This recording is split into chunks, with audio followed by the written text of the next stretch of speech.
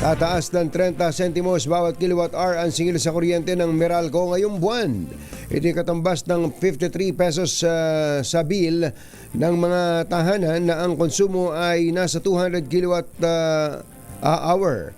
Ayon sa Meralco, ngayong Marso ay nasa 12 pesos and 29 centavos per kilowatt hour na ang singil sa kuryente mula sa dating 12.03 noong Pebrero. Paliwanag pa ng Meralco, ngayong buwan ay wala ang tinatawag na one-time refund mula sa regulatory reset fees na iniutos ng ERC na ipinatupad noong Pebrero, nakatumbas ng 23 centavos per kilowatt hour. Ito'y kahit bumaba ang generation charge, ngunit tumaas naman ang iba pang singilin gaya ng transmission at ancillary service charges.